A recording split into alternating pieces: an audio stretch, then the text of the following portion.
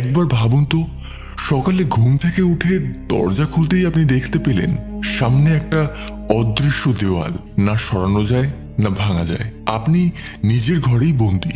আজ যে সিনেমার কথা বলছি তার নাম ব্রিক, একটা থ্রিলার যেখানে প্রতিটা মুহূর্তে টান টান উত্তেজনা।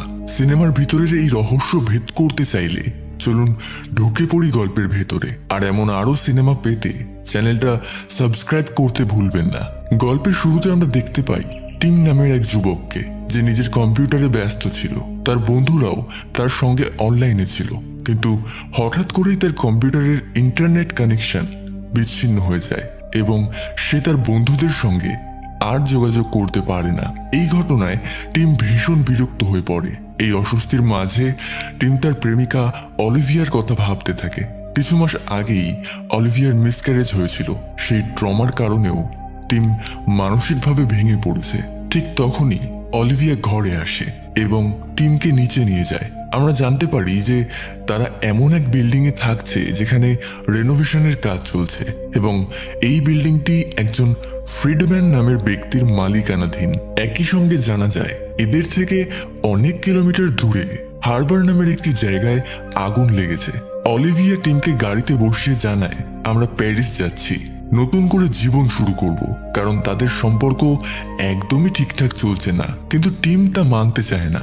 সে বলে, না, আমাদের এখানেই থেকে সম্পর্ককে নতুন করে শুরু করা উচিত। সে তার গেমিং কাজের জন্য এখানেই থাকতে চায়। এরা বুঝতে পারছে না যে সামনে কি ভয়াবহ ঘটনা অপেক্ষা করছে। দুজনেই ফিরে এসে ঘুমিয়ে পড়ে। রাত গভীর হলে হঠাৎ অলিভিয়ার ঘুম ভেঙে যায়। সে বলে, আমি আর তোমার সঙ্গে থাকতে পারছি না, আমি একাই প্যারিসে যাচ্ছি। তুমি কখনোই বদলাবে না, তোমার কোনো অনুভূতিই নেই আমার প্রতি। সে দরজা খুলতে যায়, আর তখনই দেখা যায় দরজার সামনে বিশাল এক কালো দেয়াল দাঁড়িয়ে আছে। অলিভিয়া ভাবে এটা নিশ্চয়ই টিমের কাজ, যাতে সে অলিভিয়াকে যেতে না দেয়। সে টিমকে অনুরোধ করে দেয়ালটা সরাতে, কিন্তু টিম তো অবাক। তার এই দেয়ালের ব্যাপারে কোনো ধারণাই নেই। অলিভিয়া এবার জানালা দরজাগুলো পরীক্ষা করে দেখে, কিন্তু প্রতিটি দিকেই সেই অদ্ভুত কালো দেয়াল। মনে হচ্ছে তারা যেন এই বিল্ডিং এর ভেতরেই বন্দী হয়ে পড়েছে। তাদের মনে হয় হয়তো এই দেয়ালগুলো কনস্ট্রাকশন কাজেরই অংশ। কিন্তু রাতারাতি এমন শক্তিশালী চুম্বকযুক্ত দেয়াল কিভাবে তৈরি হলো? আর এখন কিছুই কাজ করছে না, না ফোন না ওয়াইফাই, অর্থাৎ তারা একেবারেই যোগাযোগ বিচ্ছিন্ন অবস্থায়। তারা একটি ড্রিল মেশিন দিয়ে দেওয়ালটি ভাঙার চেষ্টা করে, কিন্তু তারা ব্যর্থ হয়, কারণ এই দেয়াল যেন লোহার পাঁচিলের থেকেও শক্ত। তখন তারা পাশের বাড়ির প্রতিবেশীদের আওয়াজ পায়। তারা দেওয়ালে ছিদ্র করে অন্য দিকে পৌঁছায়, যেখানে মার্ভিন ও লিয়া নামের এক দম্পতি থাকতেন। তারা ঠিক এইভাবেই বন্দী হয়ে পড়েছে, কিন্তু এই দম্পতি নেশাগ্রস্ত এবং অস্থির প্রকৃতির। অলিভিয়া এবার টিমের ওপর রাগ ঝাড়ে, তোমার কারণেই আমরা এখানে ফেসে গেছি। যদি গতকালই প্যারিস চলে যেতাম তাহলে আজ বেঁচে থাকতাম, কিন্তু না, তোমার তো সবসময় ওই গেম আর ইন্টারনেট। তখন হঠাৎ তারা খেয়াল করে কিছু চাবি ও লোহার জিনিস দেওয়ালে আটকে যাচ্ছে, অর্থাৎ দেওয়ালে চুম্বক আকর্ষণ আছে। তবে পুরো দেওয়ালের মধ্যে মাত্র 4 জায়গায় এমন চুম্বক শক্তি আছে। তারা কিছুই বুঝতে পারে না, আর হঠাৎই সেই চুম্বক শক্তি আবার সেই ধাতব বস্তুগুলোকে ছুড়ে দেয়। একটি বস্তু এসে টিমকে আঘাত করে, টিম আহত হয়। অলিভিয়া তাকে সাহায্য করে। এখন তাদের কাছে খাবার নেই, সামান্য জল বাকি আছে, আর সেই দেওয়াল কতদিন থাকবে তার কোনো আন্দাজ নেই। তারা আবার প্রতিবেশীদের চিৎকারের শব্দ শুনতে পায়। দেওয়াল ভেঙে তারা সেখানে যায়। দেখা যায় নেশার ঘোরে মার্ভিন টিমের উপর আক্রমণ করে বসেছে। বাধ্য হয়ে টিম তার হাত পা বেঁধে ফেলে, যাতে সে আর আক্রমণ না করতে পারে। টিম এবার আত্মরক্ষার জন্য একটি কুড়ুল নিয়ে নেয়। এখন অলিভিয়ার মাথায় একটি আইডিয়া আসে। সে বলে, আমরা নিচে নামবো, 3য় তলার মেঝে ভেঙে, তারপর 2য়, তারপর 1ম, তারপর আমরা বেসমেন্টে পৌঁছাতে পারবো। বেসমেন্টে একটি সুড়ঙ্গ আছে যা বাইরে যায়। তারা তাই করে, মেঝে ভেঙে নিচে নামতে শুরু করে। নিচে তারা এক বৃদ্ধ লোককে দেখতে পায়। তার নাম ছিল ওসওয়াল্ড। সে তার মেয়েকে নিয়ে এখানে থাকে, তার হাতে বন্দুক। ওসওয়াল্ড ভাবে তারা খাবার চুরি করতে এসেছে। তারা বলে, না না, আমরা সাহায্য করতে এসেছি, নিজের সুড়ঙ্গ দিয়ে বের হব। তার মেয়ে এনা বলে, ঠিক আছে, আমাদের সাহায্য করো। ওরা দেখে পাইপের মধ্যে ক্যামেরা বসানো। বুঝে যায় কেউ হয়তো তাদেরকে দেখছে, অথবা এটা হয়তো একটা পরিকল্পিত খেলা। তাদের সন্দেহ পড়ে বিল্ডিং এর মালিক ফ্রিডম্যানের দিকে। তাই তারা তার অ্যাপার্টমেন্টের দেয়াল ভেঙে ঢুকে পড়ে, কিন্তু সেখানে কেউ নেই। শেষে তারা দেখে ফ্রিডম্যান একটি জায়গায় মৃত পড়ে আছে, কিন্তু তার 2 হাত কাটা। তারা বুঝতে পারে না তার হাত কোথায় গেল। এখানে পরিষ্কার বোঝা যায় বিষয়টা তাদের বোধগম্যের অনেক বাইরে। কোনো অজানা ভয়ানক শক্তি এদের উপর কাজ করছে। টিম ফ্রিডম্যানের ফোনটা তুলে নেয়। ফোনের ভিতরে দেখতে পায় সেখানে ফ্রিডম্যান এই দেয়ালের একটা ছবি তুলে রেখেছিল। তারা তেমন কিছু গুরুত্বপূর্ণ তথ্য সেখানে পায় না, তাই তারা আবার মেঝে ভাঙা শুরু করে এবং একভাবে নিচের অ্যাপার্টমেন্টে পৌঁছায়। কিন্তু সেই অ্যাপার্টমেন্টে আগে থেকে একজন ব্যক্তি থাকতো, যার নাম ছিল ইউরি। ইউরি তাদের প্রশ্ন করে, তোমরা এখানে কি করতে এসেছো? তারা বলে, আমরা মেঝে ভেঙে বেসমেন্টে যাব, যাতে বাইরে বের হওয়ার পথ পাওয়া যায়। কিন্তু ইউরি সাফ জানিয়ে দেয় এখান থেকে বাইরে যাওয়ার কোনো পথ নেই। তারা এখানে আরেকটি গুরুত্বপূর্ণ তথ্য জানতে পারে। ইউরির সঙ্গে একজন ছেলেও থাকতো, যার নাম ছিল অ্যান্টন। ইউরি বলে সে হয়তো অচেতন, না হলে হয়তো মারা গেছে। গত রাত থেকে সে আর জেগে ওঠেনি। ইউরি বারবার একটাই কথা বলে, এই দেয়াল ভাঙার চেষ্টা করো না, বাইরে হয়তো বিষাক্ত গ্যাস ছড়িয়ে আছে। এই দেয়াল আমাদের রক্ষা করছে। অ্যানা হঠাৎ কিছু কাগজ খুঁজে পায়, যেখানে অ্যান্টন কিছু নাম্বার লিখে রেখেছিল, কিন্তু ইউরি সেই কাগজগুলো কেড়ে নেয়। তারপর তারা আরেকটি মেঝে ভেঙে অবশেষে বেসমেন্টে পৌঁছায়। বেসমেন্টে গিয়ে তারা একটি সুড়ঙ্গের দিকে দৌড় দেয়। সুড়ঙ্গের শেষে একটি দরজা দেখতে পায়। তারা কষ্ট করে দরজা ভেঙে ফেলে, কিন্তু দরজার ওপারে আবার একটি দেওয়াল। বুঝে যায় এখানেও বাইরে যাওয়ার কোনো রাস্তা নেই। সবাই হতাশ হয়ে পড়ে। মার্ভিন নামের ছেলেটি প্রচন্ড রেগে যায়। সে একজন বৃদ্ধ লোকের কাছ থেকে বন্দুক কেড়ে নেয় এবং দেওয়ালের দিকে একের পর এক গুলি ছোড়ে, কিন্তু এই দেওয়াল সবকিছুই ফিরিয়ে দেয়।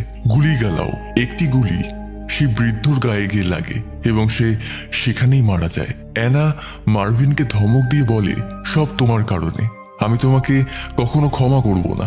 সবাই হতাশ হয়ে এক জায়গায় বসে পড়ে। কেউ বুঝতে পারছে না এমনটা কেন হচ্ছে। লিয়া বলে, হয়তো আমাদের সবার পরিস্থিতি একই রকম ছিল। আমি আর মার্ভিন তো মৃত্যুর মুখ থেকে ফিরেছি। অ্যানা বলে, আমি আমার প্রেমিকাকে হারিয়েছি। অলিভিয়া বলে, আমরা আমাদের সন্তানকে হারিয়েছি। কিন্তু টিম অলিভিয়াকে বোঝায় সবার সামনে এসব বলা ঠিক না। এই কথা নিয়ে তাদের মধ্যে ঝগড়া বেঁধে যায়।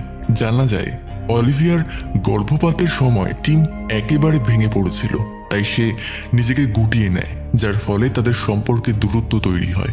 এখন টিম অলিভিয়ার কাছে ক্ষমা চায় এবং বলে, যদি একদিন এখান থেকে বের হতে পারি তাহলে নতুন করে শুরু করব। অলিভিয়াও তাকে ক্ষমা করে দেয়। অ্যানা বলে, অ্যান্টনের ঘরে আমি কিছু নোট পেয়েছিলাম, হয়তো সেগুলো কাজে লাগবে। ইউরি বলে, ওগুলোতে কিছুই নেই, আমি আগেই দেখে নিয়েছি। তবুও সবাই নোটগুলো দেখতে যায়। তারা দেখতে পায় দেওয়ালের উপর কিছু প্যাটার্ন আঁকা আছে, বিশেষ করে টাইলসের মতো কিছু ডিজাইন। তখন তারা দেখতে পায় অ্যান্টনের ঘরে একটা গোপন রুম আছে, কিন্তু সেই রুমটা বন্ধ ছিল। দরজা খুলতে হলে রিমোট পাসওয়ার্ড দরকার। পাসওয়ার্ড না জানা থাকলেও টিম যেহেতু একজন গেমার, সে কোনোভাবে পাসওয়ার্ড হ্যাক করে দরজাটা খুলে ফেলে। অলিভিয়া আর অ্যানা তখনও অ্যান্টনের ঘরেই আছে। তারা দেখতে পায় অ্যান্টনের ফোন আর ল্যাপটপ দুটোই ভাঙা। ইউরি বলে সে এতটাই হতাশ হয়েছিল, দেওয়াল খুলতে না পেরে সবকিছু ভেঙে ফেলেছে। এদিকে টিম আর মার্ভিন সে দরজার ওপারে ঢুকে পড়ে। ওই রুমে কিছু কম্পিউটার আর সিসিটিভি ফুটেজ চলছিল। তারা দেখতে পায় কেউ তাদের রুমে নজর রাখছিল। সিসিটিভিতে দেখা যায় দেওয়াল হঠাৎ এক রাতে জাদুর মতো তৈরি হয়ে গিয়েছিল। এদিকে অ্যানা আবার নোটগুলো খুঁজে দেখে, সেখানে একটা কোড পাওয়া যায়, কিন্তু বোঝা যায় না এটা কি কোড। অ্যান্টনের মৃতদেহ তখনও ঘরে রয়েছে। অ্যানা তার গলায় আঘাতের চিহ্ন দেখে বুঝতে পারে অ্যান্টনকে গলা টিপে হত্যা করা হয়েছে। ঠিক তখনই ইউরি এসে হাজির হয় এবং অ্যানার উপর আক্রমণ করে। মার্ভিন তখন ইউরির দিকে এগিয়ে আসছিল। টিম, অলিভিয়া আর লিয়া মিলে তখনও সিসিটিভি ফুটেজ দেখছিল। সেখানে তারা দেখে ইউরি প্রথমে অ্যান্টনের উপর আক্রমণ করে এবং তাকে হত্যা করে। এই ঘটনা জানার পর সবাই ইউরির দিকে দৌড়ায়। ইউরি তখন মার্ভিনের সঙ্গে মারামারিতে লিপ্ত।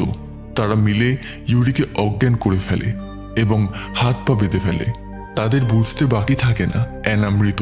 ইউরি তাকে খুন করেছে। তাদের কাছে অ্যান্টনের একটি কার্ড পাওয়া যায়। সেটা ছিল একটি কোম্পানির আইডি কার্ড। বুঝতে পারে অ্যান্টন হারবার নামের একটি কোম্পানিতে কাজ করত।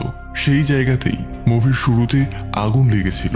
এবার সবাই ইউরিকে মারধর করে জিজ্ঞাসা করতে থাকে এখান থেকে বেরোনোর পথ আর সে কি জানে এই দেয়াল সম্পর্কে। কিন্তু ইউরি কিছুই বলে না, শুধু হাসে আর একটা কথাই বলে, এই দেয়াল আমাদের রক্ষা করছে, আমি আর কিছুই জানি না। এখন তারা আবার পুরনো সিসিটিভি ফুটেজ দেখতে থাকে। দেখে অ্যান্টন তার ল্যাপটপে কিছু করছিল এবং মনে হচ্ছিল সে হয়তো বাইরে যাওয়ার পথ খুঁজে পেয়েছিল। এই জন্যই ইউরি তার ফোন ভেঙে দিয়েছিল। তারা সেই ভাঙা ফোন কম্পিউটারে কানেক্ট করে এবং তার সফটওয়্যার নিজেদের ফোনে ইনস্টল করে। এবার ফোনের ক্যামেরা খুলে তারা দেওয়ালের দিকে তাক করায়। দেয়ালে 4টি বক্স দেখা যায়। তারা যখন ফোনের মধ্যে সেই বক্সে ট্যাপ করে তখন ক্যামেরায় ফ্ল্যাশ লাইট জ্বলে ওঠে। 4টি বক্স ট্যাপ করার পরে দেয়ালে অদ্ভুত এক পরিবর্তন আসে। বোঝা যায় এটি হয়তো কোনো পোর্টাল। লিয়া দেয়ালের ভিতরে হাত ঢুকিয়ে দেয় এবং বলে এটা একটু গরম। ঠিক তখনই সে দেয়ালের ভিতরে ঢুকে যেতে থাকে। সবাই মিলে তাকে টানতে চেষ্টা করলেও লাভ হয় না। দেয়াল বন্ধ হতে শুরু করে। লিয়া মাঝখানে পড়ে যায় এবং দ্বিখণ্ডিত হয়ে মারা যায়। ইউরি এটা দেখে হেসে ওঠে। মার্ভিন ক্ষিপ্ত হয়ে ইউরিকে গুলি করে হত্যা করে এবং পরে নিজেকেও গুলি করে আত্মহত্যা করে। এখন বিল্ডিং এর মধ্যে কেবল 2টি মানুষ বেঁচে আছে, টিম আর অলিভিয়া। তারা এক জায়গায় বসে পুরনো দিনের কথা স্মরণ করে। টিম এবার অলিভিয়ার কাছে সত্যিকারের ক্ষমা চায়। অলিভিয়া তাকে ক্ষমা করে জড়িয়ে ধরে। এবার তারা আবার দেয়ালে স্ক্যান করে।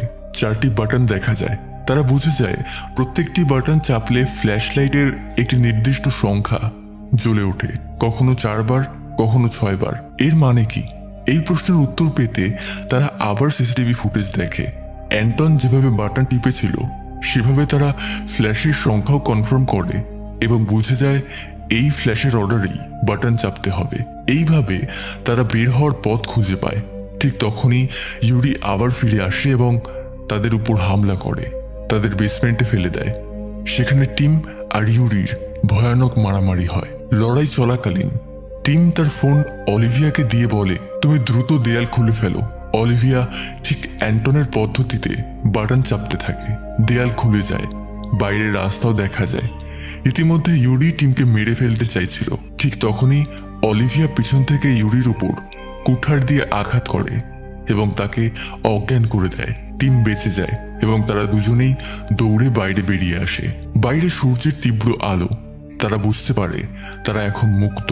কিন্তু ঠিক তখনই তারা দেখে তাদের বিল্ডিং এর মতোই পুরো শহরের উপর বিশাল এক দেয়াল তৈরি হয়েছিল।